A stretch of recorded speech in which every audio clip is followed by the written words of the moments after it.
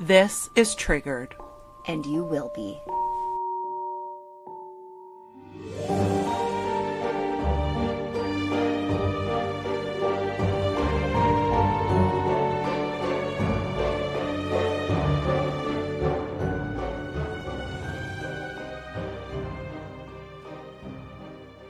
You know, I only ever want to help. That's all I want to do. Like, Matt works so hard. He works so hard. And, you know, I feel kind of responsible because when we first started talking about renovations and renovating the house, I was like, let's just get it all done at once. Like, that was my idea. Yeah, that was a fucking problem. And so yesterday, never grouted tile in my whole life. He's at work and I'm like, how hard can it be?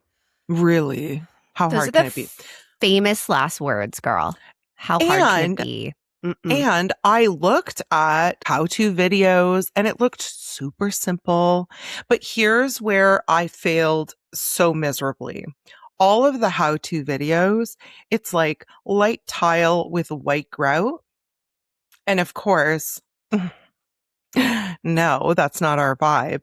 So we have white tiles and we chose black grout. Well, Matt came home. I was almost in tears. I was certain I had ruined the tile, firstly.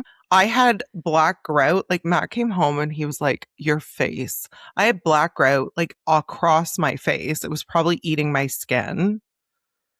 No, just no. It was the time. I know. And this is it where I'm like, I always just want to be helpful and maybe I need to stop. You do. Maybe I need to just stay in my fucking lane. Yes. I don't go in the blue lane ever. I know you don't. And I should take a page from your book. And don't get me wrong. Like, please, everyone, please understand this has nothing to do with male or female. Okay. At all. I spend my days behind a computer. Yeah. That is my skill set. That is what I am good at. That is what I do all day. So where it gets messy is when I think I can wander into the skilled trades lane. Yeah, you have to stop wandering in there. If there is a tool, if there is any of that, I don't even go in the zone. I'm like, yeah, that looks like a you problem. I know I pick colors, I decorate, and I stay put. Yeah. And my husband is so grateful for that because he doesn't want me fucking about. Yeah, well, no. Anyways, and then so Matt fixed my problems. Of course, he came home and he was like, it's okay. Like, I'll clean this up. And he did because he's amazing. But then today I wake up now again, I spend my days on my ass. Okay. And I need to start walking come the fall, which I'm going to do because I need to move my body a little bit. But I am sore in places just from the bending and the mixing. Anyway, no. I need to stick to true crime. Yeah, and girl, strategy. You stay here with us and stop venturing into these areas we have no business being in. Listen, even if it's as simple as hanging a photo, absolutely not, because that would require me to pick up a tool. And if I pick up a tool, it becomes a full situation. And I know this about me. Yeah. If I say to my husband, I'm going to start painting before you get home, he shuts it down so fucking fast. He's like, girl, sit down. Don't. You can be the bartender, but please do not attempt anything. Yeah, I think we're there. So anyways, I was going to mud the bathroom, like the walls. No, you're not. But I really think I need to let Matt do the mudding. I can do the sanding. That I'm very confident in. The sanding I got down pat, but even the mudding, like, it's just a mess when I do it. So I'm going to be patient. I'm going to wait for him to do it. Oh, please and then do. I'll sand. Yeah. Because then I'm the emotional support.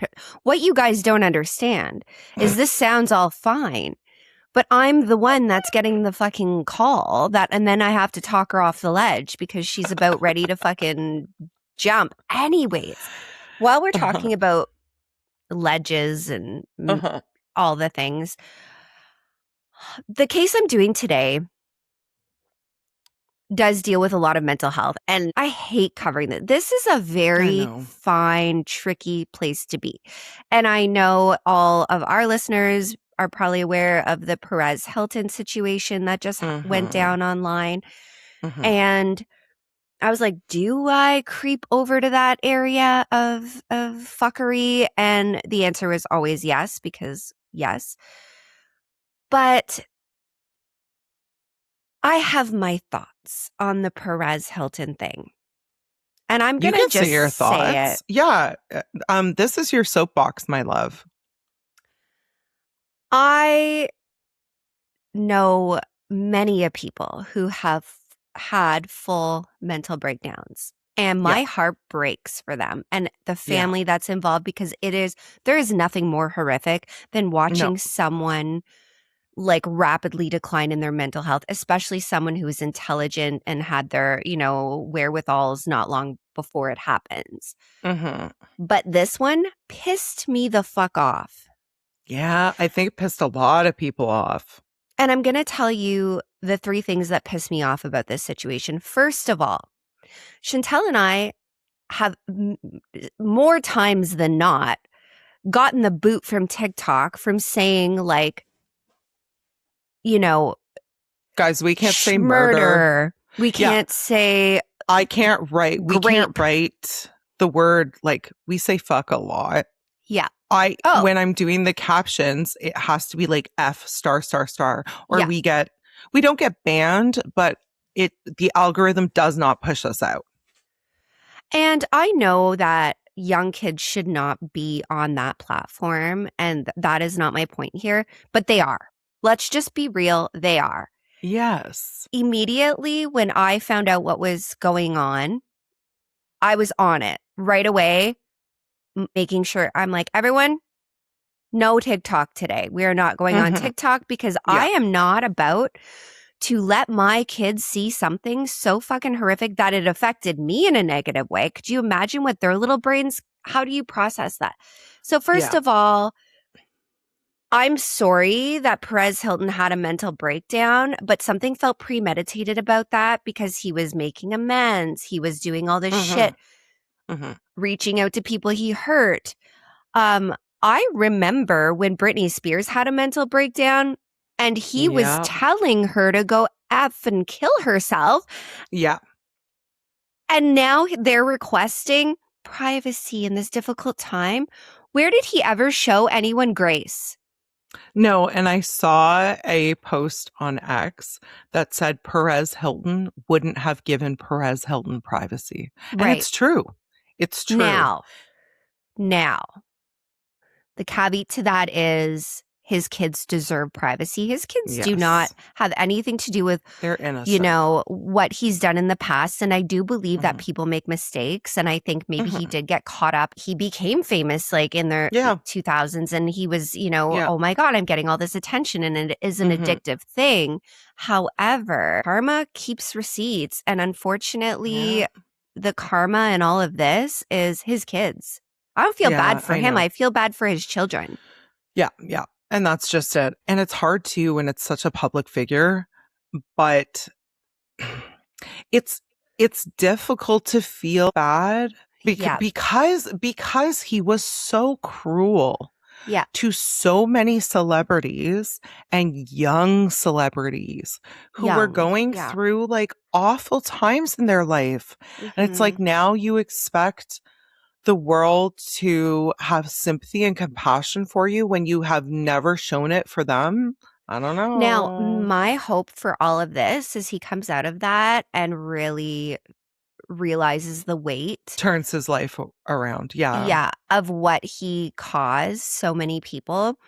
And maybe this will be his wake-up call. But anyways, When I was thinking about that, I thought about so many people who are not celebrities. I thought about so many people who, have complete mental breakdowns and they just become shadows. And that is where I stumbled upon this story. All right. So this case is one that has really divided investigators and journalists and lawyers and essentially the public for more than 15 years. This one began with what appeared to be a minor arrest in Malibu, but within hours, the arrest became the center of a mystery that remains unsolved to this day. Ooh. But we have a lot of information on it, so I will let you guys decide if you think this was a homicide. Was it a series of unfortunate events? Because a 24-year-old woman vanishes after being released from a sheriff's station shortly after midnight. And 11 months later, her remains are discovered in a remote canyon. Ruh-roh. Okay. Her official cause of death remains undetermined. And one question that we're going to have is what happened to Mitrice Richardson? Okay. All right. Let's go. I watched every interview yesterday. I didn't speak. I went catatonic. Ashley tells she didn't hear my voice yesterday. No, I was like, by about 5 o'clock, I was getting... Yeah. Because you guys need to understand, like, we're in contact all day and we were texting. So I knew you were like, okay. But it was very strange by 5 p.m. that I hadn't spoken to you. I was like, what is going on here? I watched, I listened, I wrote, I read, Good. I was in it. Okay. I'm ready. All right, guys. So long before her name appeared in newspaper headlines, Mitrice Richardson was known as a bright, ambitious young woman with an infectious personality. She was so bubbly, so cute, so adorable. I watched family videos of her, just all around sweet as pie. She was born on April 30th, 1985, and grew up in Southern California. Friends and family described her as insanely intelligent, outgoing, and driven.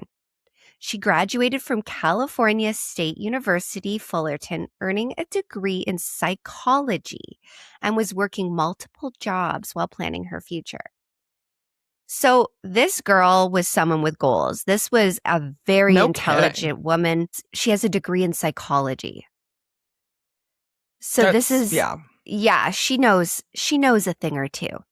Yeah. Sounds she brilliant. Didn't just drift through life, and that, for me, makes what happened on September 16th in 2009 so difficult to understand.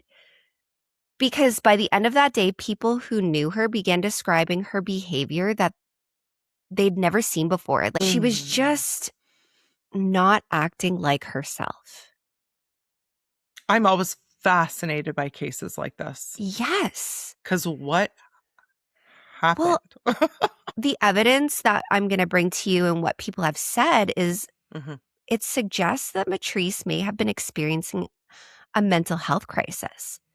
And this is so relevant right now, too, with everything that's going on with Lindsay Clancy. Like, so many questions, so many concerns, like so many things flying around. And the thing, that I wanted with all the shit we were just talking about with Perez, no one is immune. So we can sit back here, we can judge, we can, have our opinions. But at the end of the day, this could be our children, this could be us, this could be our loved ones, it could be you, it could be me.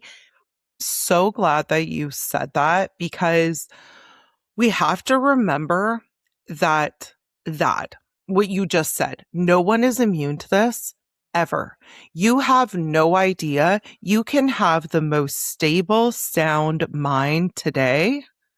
You have no idea what is going to go wrong in a month, in a year, in 10 years. I still think people have this attitude towards mental health conditions where it's like, well, I'm stronger than that and I could fight it. Guys, that would be like saying well, I'm just going to fight this cold because I've decided I'm not going to get this cold. A virus is a virus, and more studies are coming out that mental health illnesses and psychosis and all of these things, it's like a virus. You're not just fighting it. If you're susceptible to it, it's going to happen to you, period. Yeah. Yeah. And so while I was reading this case and watching it and listening, for me, and this is just my personal opinion, it felt to me like a manic episode, which can be brought on by extreme amounts of stress, lack of sleep. Yes. There's so many things. So let's go to the day. So the day began like many others. Mitrice went to work. Coworkers later said she seemed unusually energetic. All right. I understand the manic thing. And at some point, she left work early and drove to visit relatives in Inglewood. No one was home when she arrived. She left behind business cards and a handwritten note before continuing on. I'm okay. Listen, if ever I come to your house and you're not there and I leave one of my business cards, you need to be alarmed. 100%. But again, there are little clues left that something maybe was just not quite right. Oh. So as the afternoon turned to evening, Mitrice continued west towards Malibu. So she's just making her way. Now, exactly why she decided to go there has never been fully explained. And what we do know is eventually she arrived at Geoffrey's. So Geoffrey's is a restaurant in Malibu. Okay. I was like, immediately. Who is Geoffrey? Geoffrey's immediately is a Game of Thrones. Yeah, I thought that too. I was like, this prick. If you know, you know. Yeah. So if you've ever seen photographs of Geoffrey's restaurant, you'll understand why people describe it as one of Malibu's most iconic dining locations. Ooh. Yeah, it's a beautiful, I like an icon. Very high-end spot. Like, it's perched above the Pacific Ocean, and it's known for its panoramic coastal views. It's very expensive, and there is a lot of celebrity clientele. Okay. This is the place to be, you know? All right. And this isn't the kind of restaurant, you know, that staff is used to unusual things happening because of the type of clientele. You're not just getting people off the street rolling in here. No. So Mitrice enters the restaurant completely alone. And remember, this is a well-spoken professional woman. She orders dinner, including a very expensive Kobe steak and a drink. She was like, I'm going to treat myself. Yeah, no kidding. By the time she finished, her bill totaled approximately $89.51. Now, most podcasts that I listen to reduced what happened next in 3 words: dine and dash. Uh-oh. But that is not what the evidence shows. Okay. Yes, Mitrice couldn't pay, but according to employees and witnesses, her inability to pay wasn't the concern. Several people inside the restaurant were becoming increasingly worried about her behavior. So she was literally approaching tables of people she didn't know. Oh, no. Like, there was a table of people having a meal and she would just join in. She just pulled herself up, joining in on the conversation. And she's making these weird comments, you guys, like unusually disconnected from what the conversations were taking place around her. And you know, we're talking like she was saying she was told to come here. She's making references. Someone at the table at one point said, "Are you hearing voices?" Because they're suspecting like something's wrong. Right. And she goes, "Yeah." It was very, some diners said that she was talking in what they felt like wasn't really English. She was talking, it almost sounded like she was talking in another language. She was saying she followed the signs here. Something was telling her to come here. So there's a lot of weirdness going on. And we're talking multiple accounts of different conversations. She's trying to read the palms of people sitting around her. Lots of random things happening. So eventually they contact the Los Angeles County Sheriff's Department because the servers are like, okay, like this is probably a mental health crisis. Something's wrong. Mm-hmm. And what I gather from the interviews of people that did see her and did actually interact with her was everyone was kind to her. They were like, okay, this girl's going through something. Yeah. And this is the phone call that changes the course of the entire situation. So, deputies from the Malibu Lost Hills Sheriff's Station respond to Geoffrey's. When they arrive, they are dealing with two separate issues. The first obviously was straightforward. A restaurant claimed a customer wouldn't pay her bill. Oh, right. I forgot about the bill. Okay. The bill. Right. So they're like, okay, you have to pay the bill. She's like, I don't have any money. And that's okay because I was told to come here. So there's something wrong. Yeah. And then the second issue is obviously much less straightforward because multiple people are saying like, something's wrong with this girl. You need to take her to a hospital. Yeah. You know? Yeah. Mm-hmm. And according to people, deputies attempted to resolve the unpaid bill before making an arrest. Mm-hmm. So Mitrice contacts her grandmother because she's like, my grandma will pay. Don't worry. Like now keep in mind, Mitrice is not distressed. She's not fighting. She's happy, elated, in fact. Mm-hmm. Because something told her to come here and everything is fine, guys. Everything's good. And then her mom also becomes involved. So there's a lot going on. Grandma's like, of course, older, and she's like, I'm sorry. I can't drive there and pay this bill. Now, keep in mind, Grandma has no idea Mitrice is going through a complete psychotic break.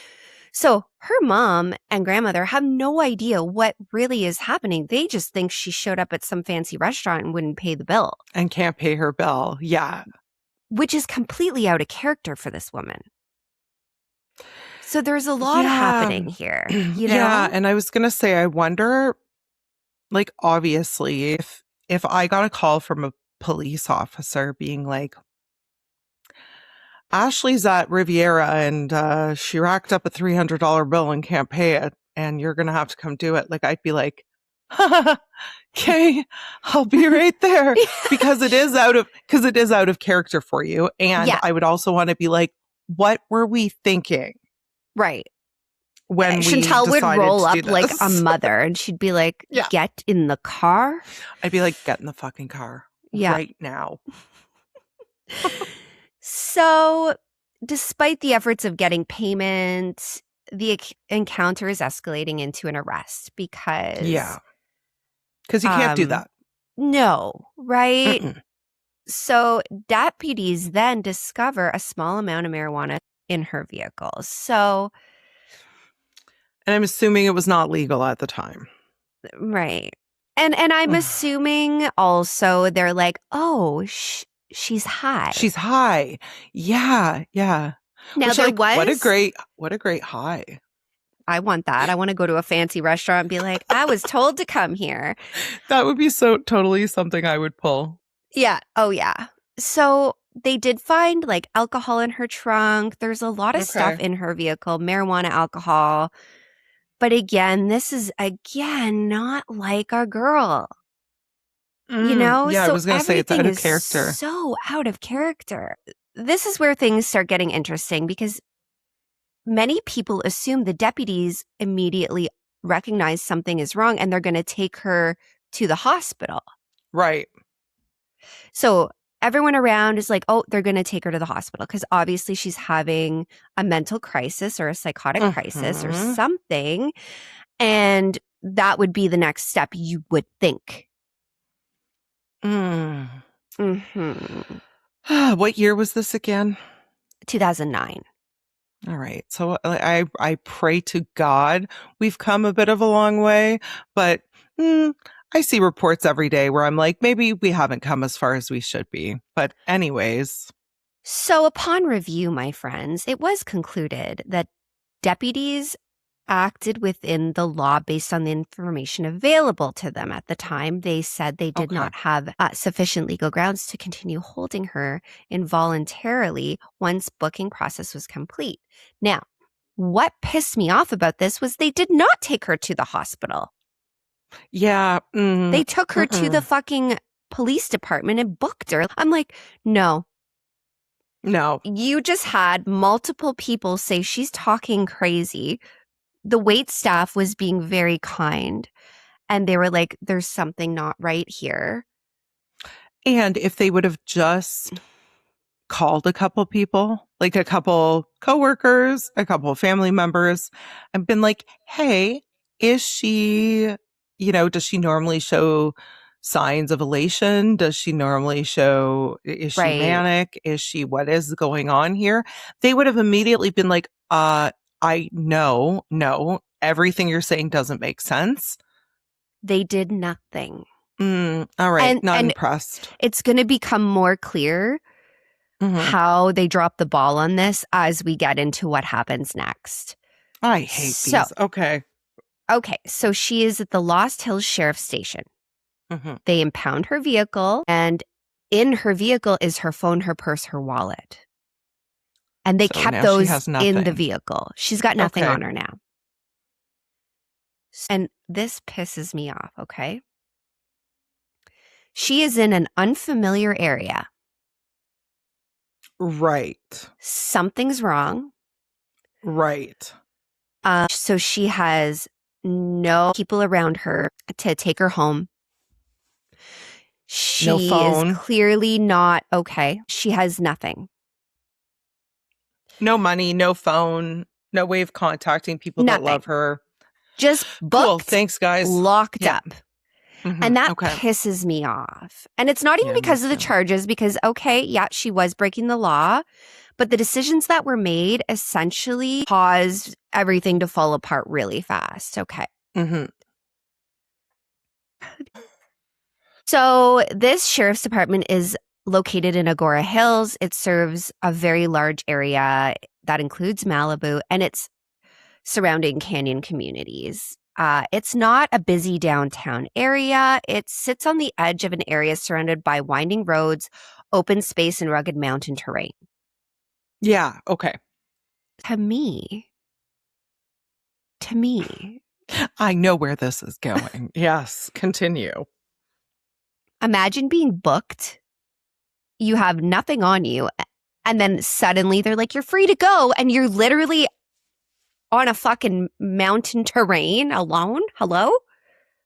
And did she, I'm sure you'll tell us, but I'm just wondering, did they give her her purse and her phone? Okay, so she arrives at the station. She's processed like anyone else. She's photographed. She's fingerprinted. She's booked into custody. And she's placed in a holding area while deputies do her paperwork. Okay.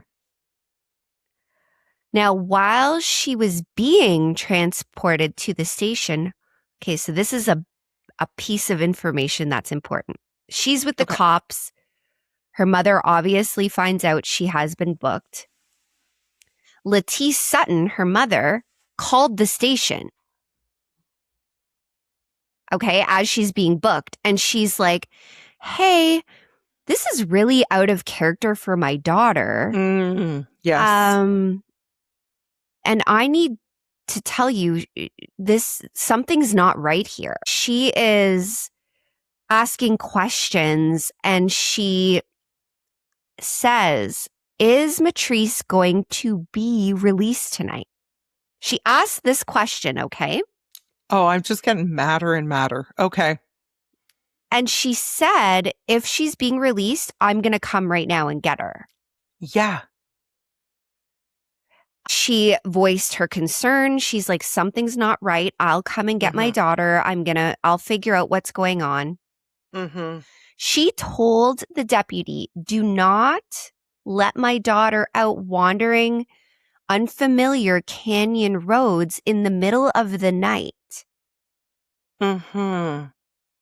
She famously said, I would hate to wake up in the morning to a report of a lost girl somewhere. God, I hope the end of this is a lawsuit. Continue. The deputy assures her, Chantal, assures her that she didn't need to come. And, she'll spend the night. You can come in the morning and then we'll release her and you'll take her. So believing her daughter is going to remain in custody until morning. Safe. Yep. She's like, okay, I'm not going to do this lengthy overnight drive. There's no point in me showing up there and sleep in the waiting room until she's released. Right. The deputy that mom spoke to never informed the watch commander that Mitrice's mother had offered to pick her up if she was released. Okay, well, we've arrived at my PSA for the day. Yeah. Let's make sure, no matter what you do for a job, okay, let's make sure we have open communication. I tell my colleagues at work all the time, I would rather you tell me too much than not enough. Right. Let's communicate. Let's open up the lines of communication. Let's make sure people know where we are, what we're doing, what we're working on. Let's make sure that we know what they're working on. Let's do our jobs. And this is where your point comes into play, because the arresting deputy, his shift was almost over. Oh, yeah. So he's just wrapping up, Ash. He dropped her off, booked her in. His incident report mentioned nothing about her odd behavior, about nothing. Her mother's phone call was never relayed. So no one is doing their fucking job here. And I will sit on that hill. This is laziness to the nth degree. Like, guys, especially if you are a first responder, you gotta do your job. That is, you have to. Like, people's lives are at stake here. Well, and the restaurant staff later said, we told the deputy, there's mental health crisis happening here. There's something wrong. He didn't even put it in his incident report. It was just another person he arrested for a dine and dash. Get fucked. That's just laziness. And you know what? Like, if I'm lazy at work, it means that a report doesn't get to a client. If you're lazy at work, it means, maybe you've burned someone's lips off. I don't know. Like, not life or death, not great, but not life or death. If you are a first responder, paramedic, firefighter, police officer, guys, if you're feeling burnout, it is a million times better for you to take some time, take some time off, talk to your supervisor, explain what's going on. Don't just start showing up to work and not doing your job. People will die. And this is where everything kind of gets fumbled, because she's booked in and then Buddy's shift is over. He goes home, just another night in Malibu. But the people deciding whether Mitrice should have been released or not didn't have a complete picture of what happened because no one communicated. Wow. Okay. And they were all making these decisions based on incomplete information. Yeah. Yeah. So the thing that I want to say is, upon review, it was concluded that deputies did not have enough legal grounds to place her on an involuntary psychiatric hold based on what they observed. Okay. But I call bullshit. I call bullshit because you had a plethora of people who saw someone who was clearly having some kind of mental crisis, and you chose not to put that in your report. And again, I find this isn't that you didn't know, this is laziness. Because here's the thing, the staff at a restaurant, okay, with no mental health training, with none of that, they were like, hey, she's having a crisis of some kind. And they trusted you to care for her once they called you. And so, no, this is pure laziness. The police staff knew she was not good. There's no way you can tell me they didn't know. Well, my friend, there was also another piece of evidence that later came out, and it didn't come out for a very long time. Her family, after everything happened, kept saying, is there not any like video of her at the police station? We just want to see how she was behaving. Of course they want to see how she's behaving because they have this massive puzzle they're trying to piece together. And I saw the footage, and the footage shows Mitrice inside the booking area shortly before her release. And some observers believe her movements suggest she's in obvious distress. You're kidding. So basically what you're saying, Ash, is there's no excuse that not one person at this station wasn't a little bit concerned about her behavior. In the video, you guys, she is grabbing things, trying to pull things. You can see she seems a little manic. She's going around, not, somebody who's just sitting there waiting to be released or booked or whatever was going to happen. Like, you can see the distress. And it took years for this video footage to come about. Yeah. And there was an argument, like, she is showing signs of mental distress. And then, of course, the office is saying, no, that's not enough for us to book somebody. So it's basically like a constant battle of who is right, who is wrong, pointing fingers. Mm-hmm. So nothing ever came about that in this investigation. Another detail, actually, that gets overlooked involves the station telephone records. Because according to later investigations, station logs suggest Mitrice attempted multiple calls to her grandmother while she was there. Oh, Ash, this is so sad. But when investigators compared those telephone logs with the telephone company records, they couldn't reconcile them. Okay. Oh, boy. All right. So where I'm sitting right now, it's kind of seeming like this wasn't just laziness at work. This was laziness at work that resulted in not good things and then a cover up to this protect. Is what I mean. To protect the office from everything they did. Okay. So, shortly after midnight, the booking process is complete. Mitrice signs her paperwork, and deputies make the decision to tell her she could voluntarily remain at the station or she could leave. What do you think she chose to do? Well, God, she's not good. Right. So, of course, she chooses to leave. And for me, anyways, who in their fucking right mind sees someone is not okay and you're like, we're surrounded by canyons and it's the middle of the night. No, they should have held her there. Wow, I'm actually speechless. Like, I'm so upset about this because the other thing too is like, be lazy. Don't do your job properly.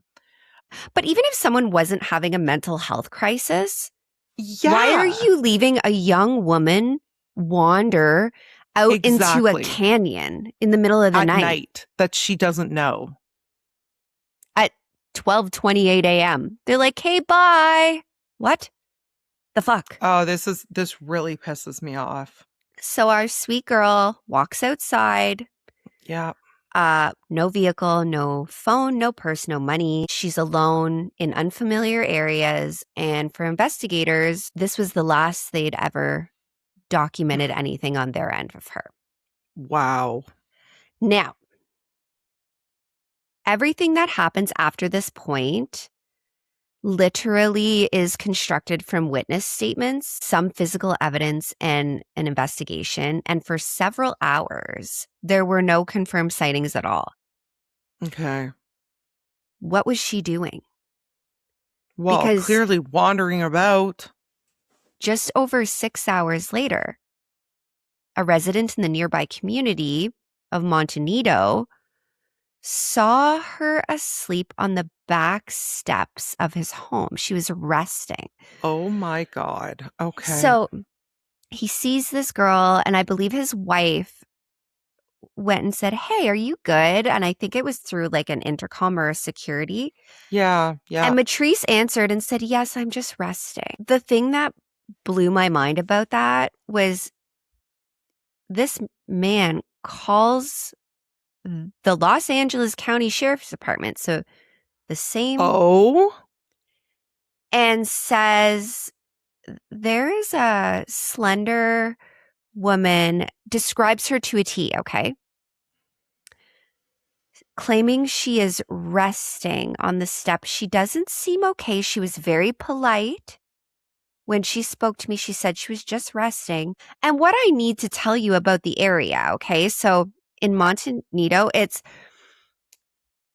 not a place you're going to wander. It is up winding roads, like dense vegetation. It sounds very rugged. This is not a place. It's tucked into the Santa Monica Mountains, girl. They didn't come for hours. Perfect. That's great. So 6 hours after she's released, no one knows how she got there. Did she walk there up the fucking mountains? Did someone give her a ride? There's so many questions on how this girl ends up there. Was there someone with her? We don't know. There are no confirmed answers. Yeah. This is heartbreaking. So that is all we know about that night. Okay. Later that morning, Mitrice still hadn't contacted her family, and that was highly unusual. Her mother became increasingly alarmed when she hadn't heard anything from her daughter, and she finds out her daughter had been released. The In the fire middle that of the would night. rain on these people if that was my kid. She knows she has no belongings, and she can't find her. Oh, and she is desperate. So she calls authorities and wants to report her daughter as a missing person. Yeah. And this is where I get fucking mad. I'm already mad, so let's go. They weren't really taking her serious. Well, no, of course not.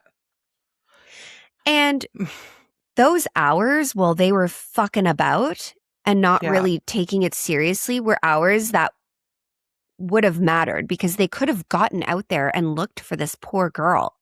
Yeah. So eventually, after pressure from her family and people are like, hey, something's wrong. She's missing now. They start looking for her. They call in search and rescue personnel. We've got deputies looking, volunteers, friends, family. Everyone is looking for signs of Mitrice. And this terrain complicates that effort because while the Santa Monica Mountains are beautiful, they're very unforgiving. No shit. It's full of like steep ravines. If you look at them, it's thick brush, rocky creek beds. You're not just like going on a nature walk in this area. Going on a stroll. Yeah. Yeah. Even experienced search and rescue teams describe this region as difficult to navigate. Wow. Okay. They can't find our girl. They can't find anything. They have looked and they are like, where could she have went? They have covered the largest sections of the Malibu Creek and Calabasas areas. They've used helicopters, Search and rescue teams worked all down the canyons. Like, I'm not even kidding. Not a thing was found. So weeks pass and the family is starting to speak out. They're like, more should have been done. No shit. And you know, they start questioning where they were searching for her because they're like, why are you looking here when there's a good chance she could have been here? And there was a lot of speculation about how everything was conducted. So they were saying this investigation wasn't moving quickly enough. And some critics have argued investigators focused too heavily on the sighting at that property than considering every possible route she could have went on. 11 months later. Wow. 11 months later, summer arrived, then passed, autumn approached for nearly 11 months. There's no confirmed trace of this girl. No sightings, no phone activity, obviously no financial activity because her shit was still in the car and the impact. Like, fuck me. Awesome. Yeah, perfect. On August 9th, 2010, the investigation changes. California's state park rangers were searching for illegal marijuana grow-ops in Dark Canyon, and they weren't looking for this girl. I'm so glad that they put effort into that, but not a missing girl. That's cool. I was like, cool. They weren't looking for her, but they did find human remains. They found skeletal remains of a body and they didn't know who they were. Sheriff's homicide investigators and search and rescue personnel were called to the scene. Los Angeles County Coroner's Office was notified and they kind of pieced together as well as they could that it could be Mitrice. Obviously, her family is hoping for answers, but it just created more confusion. How they handled her remains, girl, they decide, okay, we gotta obviously get down there and get the remains, but they don't do it right away. So what we do know, because again, reports are saying one thing, families saying another, people who were living it were saying another. They found a red leather strap near her body, a black bra partially covered by leaves, and a pair of blue jeans. Okay. Her body was partially mummified. And the way her arm was suggests, because if you are tied up and rigor mortis sets in, your body will stay the way it is. This is only speculation, but why is her body in that position? So, were the jeans hers? Yes. Okay. Everything was hers. The leather strap. Where's no that idea from? where that came from, but it was with her stuff. Okay. So obviously they find all this stuff. The call is made at 1. He tells them the exact coordinates. A sheriff's rescue helicopter was requested. And missing hikers happen. So they don't go, obviously. Okay. Yes. Which, fine. That makes sense. Okay. So things start delaying, and that is okay. There are people out there hurt, scared. The plan was the coroner's office would do the forensic recovery. When they reached the site, they believed they were only looking at a partial set of remains. So what they thought they only had found was a skull, a pelvic bone, and a leg bone. Okay. They didn't realize that her whole body was down there because they didn't look properly. When the remains were found, you would think they would go in. Obviously, we could have a possible crime scene. Her clothes are off of her. Her jeans, her bra, a red strap is found. To me, that tells me she was undressed. Which, if we're playing devil's advocate, doesn't necessarily mean there was foul play, but you have to treat it as though it could be foul play. Right. Because people there's this thing when you are hypothermia where you take all your clothes off. It's like a common thing. So depending on the situation she was in. She could have taken her clothes off, but you don't assume that. You have to investigate first. So treat the whole thing like a crime scene. You don't know how this girl died. So there was no crime scene investigation at this spot. And I'm going to put that out there. Okay. They went in, extracted what they found, and left some of her remains in the canyon, girl. Pardon me? What do you mean? What? In the weeks that followed, weeks later, investigators return and they find more bones. Then the most horrific thing happens because her family decides to go to the place where her remains were found. Oh, no. To get some closure. You know, to make this a farewell. This is where my child lost her life. This is where she was found. I'd want to go too. So, yeah. They find one of her finger bones. Ashley? They did not fucking process this scene. They said it was because of the terrain. You guys didn't process anything. I have to say something. Thought of myself as a pretty decent student, okay, in high school. I did absolutely nothing in the medical field except for like a little medical transcription for a blip. Yeah. I know there are 206 bones in the human body. If you are a pathologist or a coroner and you're like 1, 2, 3. If you don't have 206 of those, you better keep looking, my friend. Yeah, you better keep going. Well, oh my God, that is insane to me. Speaking of the coroner's office, obviously a lot of time has passed since our poor girl had passed and we're looking at bones.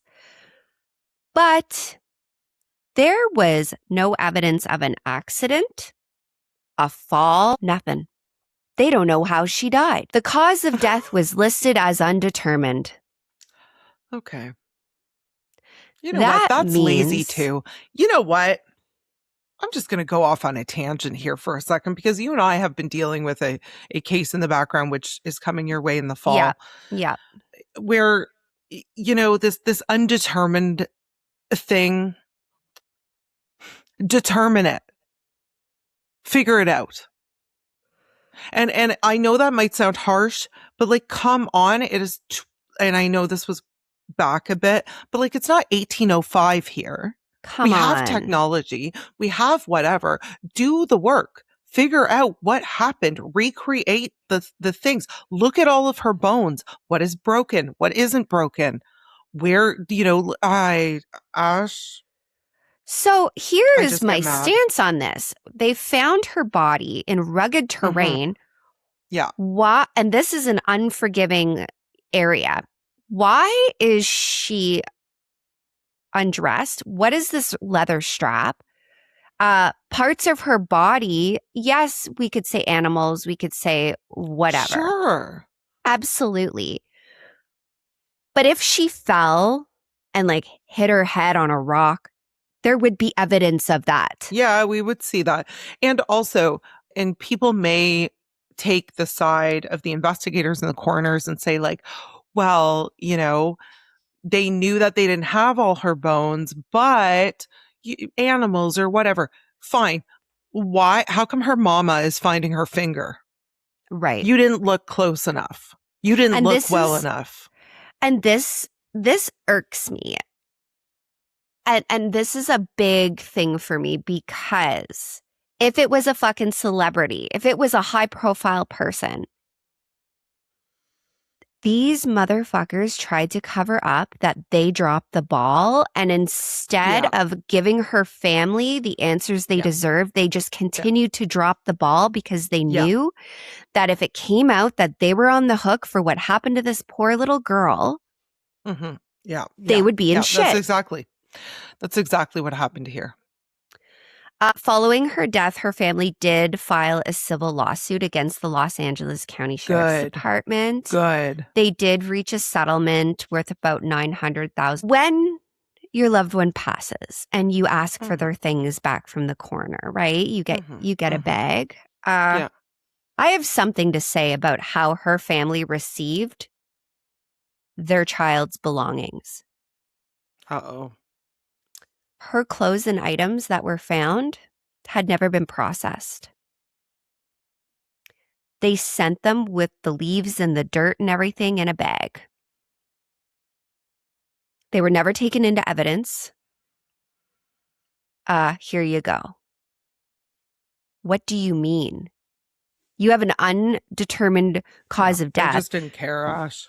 According to you guys, she wasn't having a mental breakdown because that would be wrong if you left her out there. Like, no, we didn't notice. So you're saying a girl of sound mind, her body is found in the middle of the fucking canyons and you didn't process the clothes? Are you fucking kidding me? This is negligent. They just didn't care. They didn't give a shit. No, and I'm sorry to say it like that, but they didn't. No.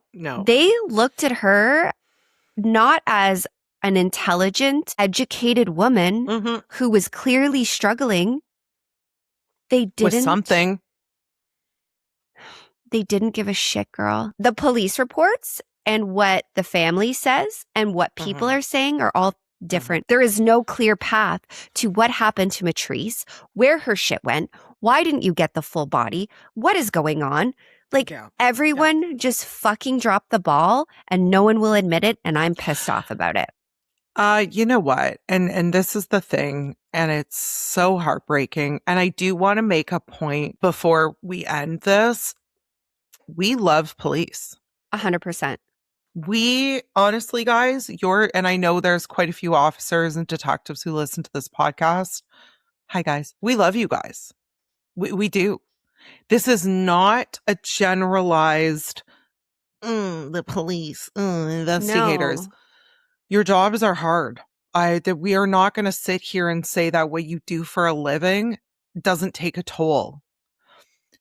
But when we hear about something like this, where it's just one thing after the other, and it's just neglect over and over again, it is sickening. It is sickening. Mitrice was loved deeply.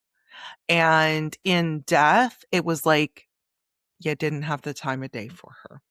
So we have two things. What we know she was arrested after displaying unusual behavior. We know she was booked into this police station. We know she was released after midnight. We know she was seen 6 hours later in Montanito. We know that her remains were found 11 months later. We know the coroner ruled both cause of manner and death as undetermined.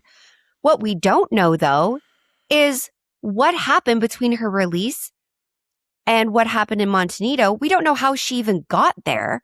We don't know how she died. We don't know if another person was involved in her mysterious disappearance and death. We don't know why she was even in Dark Canyon. And despite years of investigation, we still don't know. There is a $25,000 reward for information if anyone knows anything. But and I hope this doesn't come off as crass. But it wouldn't matter if someone came forward anyways, and I'm going to tell you why. No evidence was collected. Nothing was processed. It was not treated like a potential crime scene. No. So even if someone came forward tomorrow and said, oh yeah, I murdered this, I strangled this girl in Dark Canyon, it doesn't matter. They can't be held responsible for it. There's no evidence. There's no proof because department after department after department just didn't care. So that was my story of this girl. We don't know what happened, what we do know is so sad. Is this is a mental health crisis that was handled with such disregard for humanity. Yes. And these are the things that happen. Oh boy. Oh, Ash, this one's awful. I'm pissed. Thanks. Welcome. Great. I got to go about my life. I know. The dogs are going to get cranky me today, apparently. Yeah. Well. Oh, that's awful. Mitrice, her family, I'm so sorry. I can't imagine losing a child, first of all. No. Before their time, regardless. But to lose your child and then to have public servants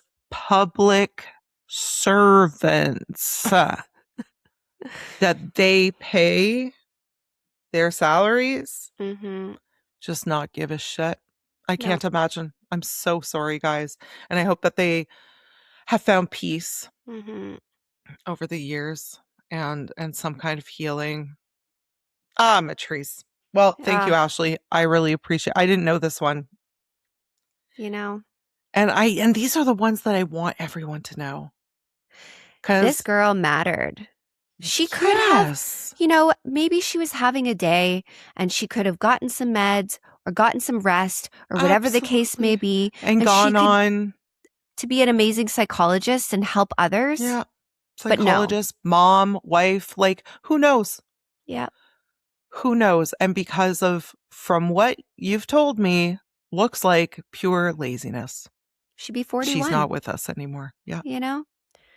Anyways. All right, my love. Well, thank you so much for telling us that. Thank you so much for listening. I'm just examining the wildness of my hair in this episode. So enjoy that if you're watching the YouTube. We love you.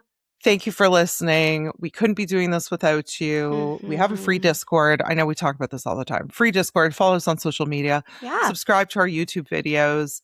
It means the world to us. And we'll see you all on Tuesday. Goodbye. Bye.